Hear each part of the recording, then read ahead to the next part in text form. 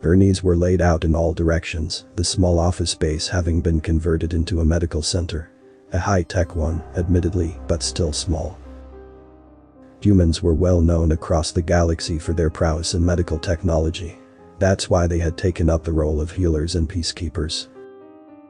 Centuries of warfare and brutally maiming one another had given them an introspective of how to heal. Whereas other species focused more on achieving higher body counts, humans had mastered the art of repairing the damage they wrought upon one another.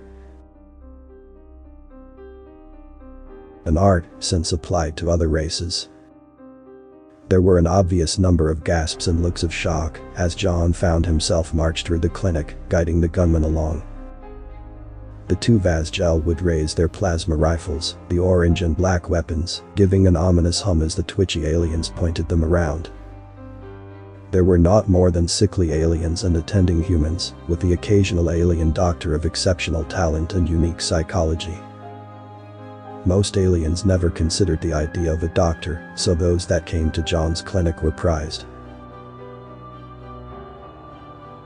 They walked past buzzing life support machines, whirring chemical dispensers, and more. The Fiori stared at them, and more worryingly, the patients. John decided to talk to distract them. It was all he could do. The adrenaline is in the sealed storage, alongside the other critical medical supplies, he told the warrior, who had an abrupt glint in his eyes. We'll be taking those too, he stated, grinning. Hang on now. These supplies are invaluable. If we don't have them, the next critical patient to come in will. Thunk. John felt an abrupt aching in the back of his head as his body hit the deck, his right hand reflexively reaching for it as the cigar dashed itself out against the floor. He slowly moved back upright as the aching subdued itself to a chorus of gasps and cries of alarm. Mostly from the human staff, the aliens all too familiar with what was going to happen. They will come to us if they want to live. And they will pay our prices. Giving away this stuff for free. Fucking disgusting. It was only a matter of time until it got put into good hands. The Fiori grunted. John looked at his hand, seeing a good amount of blood. It hadn't broken his skull, but it had certainly given him a good bleeding with the butt of that pistol. John smeared the blood on his hand across his white surgical gown, resuming his walk to the airlock door that led to the sealed storage. I've heard similar sentiments before, John told the brute behind him, the Vazgel licking their lips at the scent of his blood. They weren't cannibals, but they were predators, ones with a notable hemoglobin deficiency. I hear them all the time, in fact, John said, tapping at the console to the right of the door. The stasis field over the door collapsed as the bolts began to slowly retract. He would hold his macro synthesizer next to it, the device communicating with the console to verify that it was, in fact, him. I remember one time, back on Do 84, I was deployed as part of an Operation Peacemaker task force. His head throbbed, but he went on. 10,000 doctors. 100,000 support personnel. Crammed into a half-dozen medical ships with 2 light destroyers for escort. A dozen cargo ships filled with relief supplies. Humanitarian mission, he stated. We were heading to Msuri World, back when the Msuri were just starting to expand. Frontier world, barely any running water or electricity. The doorway parted, the man walking inside with little more prompting. He could hear the Vazgel outside, could hear them panting eagerly as they examined everyone inside of the clinic. He knew they wouldn't leave here with just the supplies. Not at this point. Still, he walked ahead to a sealed steel chest, continuing to talk. It was a walk through memory lane. Your people got there first. Fiori Warfleet. Vazgel raiding group. Standard fare. He commented blandly, pillaging, looting, slaver disc sweeping over entire towns. Blowing up the planetary defense garrison. Slaughtering anyone capable of putting up a fight. enslaving those that didn't, or couldn't. He went on, crouching near the sealed container marked, "Dangerous, handle with care." The alien thug paused as he explained this.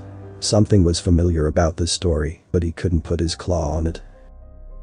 Too many murders and deaths in the galaxy to keep track of one particular story, even when millions of lives were involved. We had been landside for 2 months by the time your raiders grew tired of them, Suri. Slaving was fully underway, and it was only in our relief camps that the major populations remained. So you started attacking those. John went on, feeling the memories come back. The sights of Fiori warriors storming the walls, torturing indiscriminately, as their Vazjal allies maimed, with the indifference of addicts in an orgasmic haze. He remembered Hania. Dear Hania. The container slowly slid open. That fight sounds familiar, the gangster stated, his pupils constricting in suspicion. His suspicion would be quickly forgotten as he saw the bounty of precious drugs inside. Idiots. Get in here. Time to loot the place and be done with it, he remarked. John being sent sprawling with a casual shove, crashing against another footlocker. Still, he would go on, his hand slowly slipping into the container as the warrior began looting the first container's contents.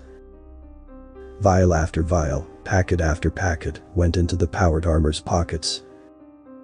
The Vazjal outside snorted and hollered, apparently indifferent to their boss's orders. John heard voices being raised. We set up our campsites on the far northern poles, well away from the fighting and major centers. We thought you would leave us alone if we stayed out of the areas your kind could inhabit. Humans were durable to almost any environment, Earth having been an excellent teacher in survival in all climates. But your kind didn't care.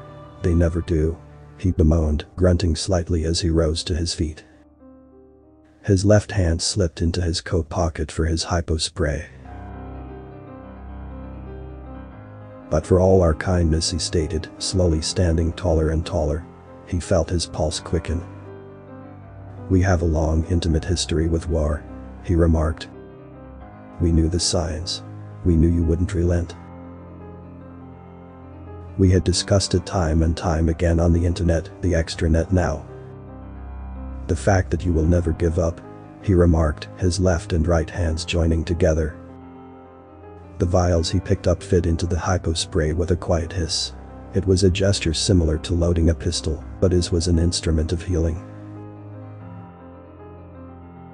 Terabytes of conversation, discussion, reasonings, trying to find a way to dissuade you.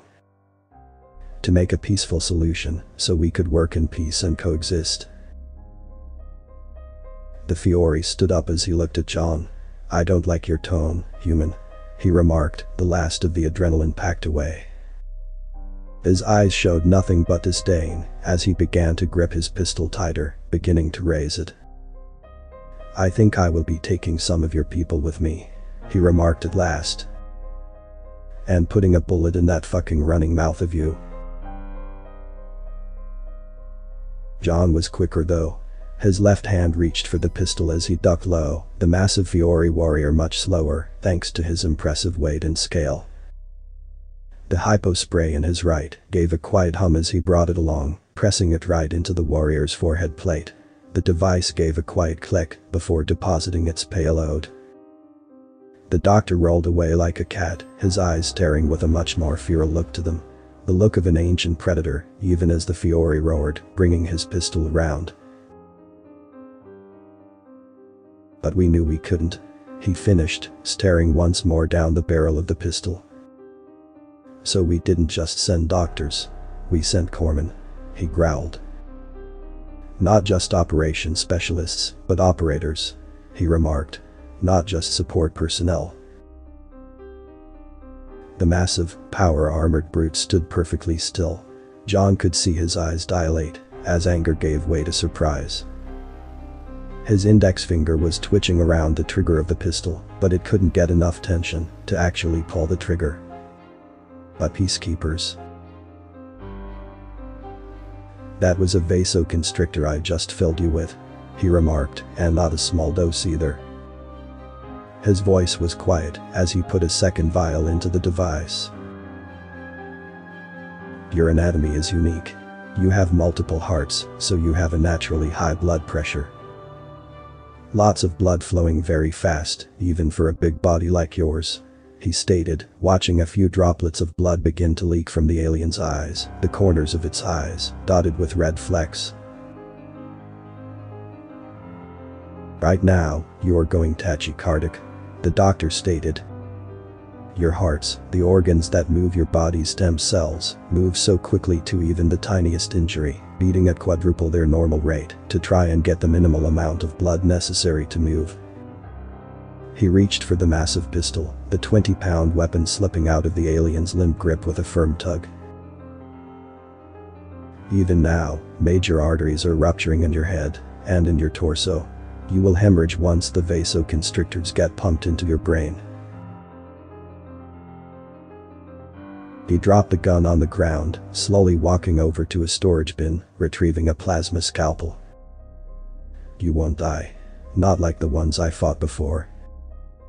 We brought law to that world, he remarked, tapping the base of the pen-like object. Monomolecular blade of plasma came to life. We brought peace and healing. We healed through violence, just enough to pacify both sides. A surgical amount of violence. He mused, walking towards the doorway as he looked back to the warrior. The Vazgel in the clinic were getting louder. They were likely trying to corner one of the women nurses. Rape them as a show of dominance and for a biochemical rush, even though interspecies reproduction was impossible. You won't die. I swore an oath not to kill after that day. We may be weakling rodents, but we have standards. Standards we'll spread by any means necessary. He stated mildly, tapping the control console on his way out. You will, however, become a vegetable. I will have the nurses process you after I'm done lobotomizing your peers. The doors sealed shut, and the stasis field arose in his wake. It was time to heal once more. Author's name and the link to original text is in the description.